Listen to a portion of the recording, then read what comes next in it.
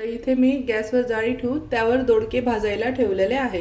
आता आपण दोडके चांगले जसे वांगे भाजतो त्या पद्धतीने आता आपण दोडके भाजून घ्यायचे आहे। तोपर्यंत दोडक्याला लागणारे साहित्य आपण आता रेडी करून घ्यायचं आहे।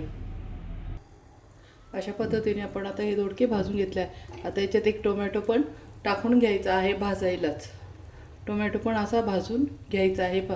दोडके मस्त भाजले गेलेले आहे। अशा पद्धतीने दोडके सर्व भाजून घ्यायचे आहे।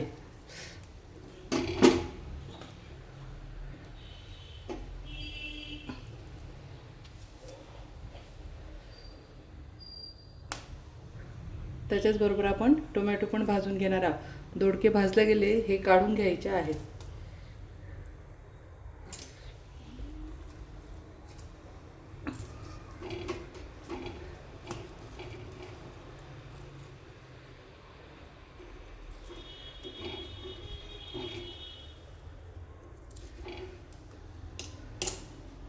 त्याच्यातच आता आपण मिरच्या पण टाकून घ्यायच्या आहेत चवीनुसार। जेवढं तिखट पाहिजे आहे भरीत त्यानुसार, आणि लहान मुलं खाणार असेल तर थोड्या कमीच टाकायच्या। मी अशा लाल आणि हिरव्या मिरच्या घेतलेल्या आहे। ह्या खूप छान लागतात भरीतला। पण तुमच्याकडे नसेल तर तुम्ही हिरव्या मिरच्या टाकू शकता ते। पण मी अशा मिरच्या आवर्जून थोड्या लाल करून घेत असते। मला जेव्हा भरीत बनवायचं असतं गिलक्याचे दोडक्याचे तर त्यावेळेस मी अशा मिरच्या तयारच करून ठेवते। थोडं 2 दिवस बाहेर ठेवते, ते आपोआप अर्धा लाल होऊन जातात। आणतानाच मी हिरव्या मिरच्या खूप जास्त घेऊन येते लाल करण्यासाठी। हे भरीत चवीला खूपच अप्रतिम लागतं। लहान पोरांपासून तर मोठ्यांपर्यंत सगळ्यांना आवडणार आहे। दोडक्याची भाजी मोस्टली कोणालाही जास्त आवडत नाही, पण हे खूप छान लागतं। आता हे सर्व मिरच्या पण आपण भाजून घ्यायच्या आहे। इथे आता म्हणजे भाजलेल्या मिरच्या त्या टाकून घ्यायच्या आहेत। त्यानंतर कोथिंबीर टाकून घ्यायची आहे भरपूर। लसूण पण भाजलेलाच घ्यायचा आहे, सोलायचा नाही, फक्त भाजून त्याच्या पाकळ्यांसहित तसाच घ्यायचा आहे।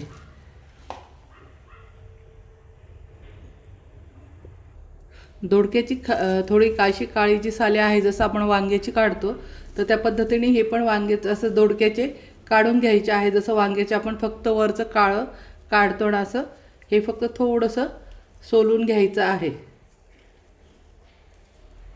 हे पाहू शकता अशा पद्धतीने होऊन जातं, जसं सेम वांग्याचं राहतं तसं। अशा पद्धतीने सर्व काळी साल काढून घ्यायची आहे। अशा पद्धतीने आता हे दोडके सर्व यातच टाकून घ्यायचे आहे। आता हा टोमॅटो घेतला आहे, याची पण साल काढून घेऊया। इथे मी टोमॅटोची पण साल काढून घेतली आहे, पण याच्यातच टाकून घ्यायचे आहे। आणि आता आपण बारीक करून घ्यायचं आहे हे सर्व। आता हे सर्व असं बारीक वाटून घ्यायचं।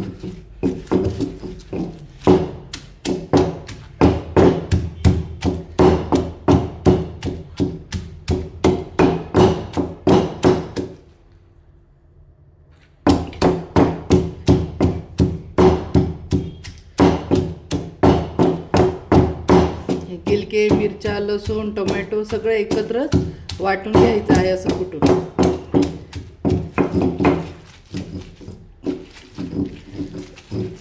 अशा पद्धतीने सर्व बारीक करून घ्यायचं आहे। इथे मी गॅसवर कढई ठेवली आहे। याच्यामध्ये मी आता मोहरीचे तेल टाकून घेत आहे सरसोचे।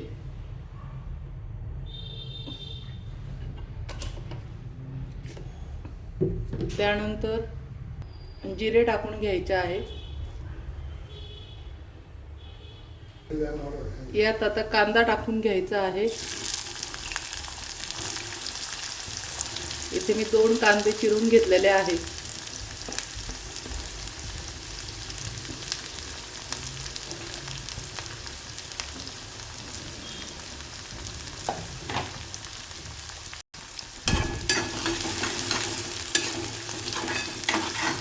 कांदा चांगला लाल होऊ द्यायचा आहे।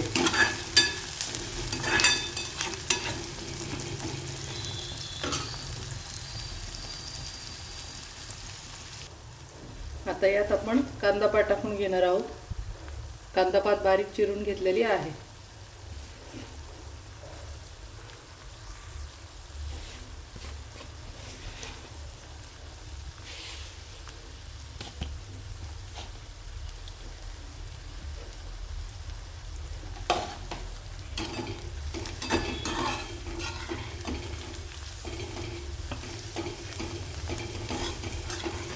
कांदा पात पण 2 मिनिटं यात परतून द्यायचे आहे, कांदा पातीचा कच्चापणा जाईपर्यंत, कारण की आपण दोडके, टोमॅटो, लसूण, हिरवी मिरची सर्व भाजून घेतलेलं आहे.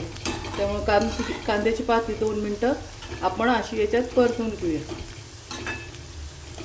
ती सॉफ्ट झाली की आपण आता जे भाजलेलं भरीत वगैरे आहे आपण कुटून घेतलं आहे ते पण याच्यात टाकून घेऊ. कांद्याच्या पातीला वेळ लागत नाही, लगेच सॉफ्ट होऊन जाते. जास्त पण शिजवायची नाही, थोडी कच्चीच ठेवायची आहे. चवीला खूप छान लागते. आपण गावठी टाईप भरीत बनवले तर गावठी टाईपच आपण ठेवणार आहोत. तर कांदा पात पण थोडी कच्चीच ठेवायची. आता यामध्ये आपण दोडके, कांदा, टोमॅटो वगैरे ठेचून घेतलेलं आहे ते टाकून घ्यायचं आहे. आता चवीनुसार मीठ टाकून घेऊया. आता हे चांगलं परतून घ्यायचं.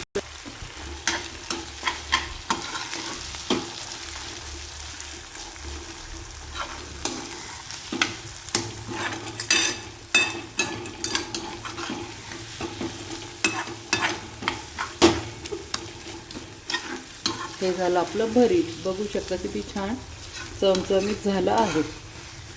दिसायला पण सुंदर आहे, कलर पण छान आला आणि चवीला तर त्याच्यापेक्षाही भन्नाट आहे. जेवढं छान दिसतं आहे तेवढंच चवीला पण आहे. दिसतंय ना सेम वांग्याच्या भरीत सारखं, त्याच्यावरूनही सुंदर दिसू राहिलं आहे आणि चवीला पण खूप छान लागतं.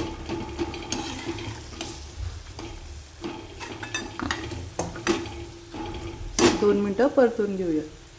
हे झालं आपलं आता दोडक्याचं भरीत. बघू शकता खूप छान झालं आहे चमचमीत. आता आपण या डिशमध्ये काढून घेऊ. हे झालं आपलं भरीत फ्रेंड. कसं वाटलं? चमचमीत, चवीला अप्रतिम. माझी रेसिपी आवडली असेल तर माझ्या चॅनलला लाईक करा, सबस्क्राईब करा आणि शेअर करा. मस्त खा आणि मस्त रहा.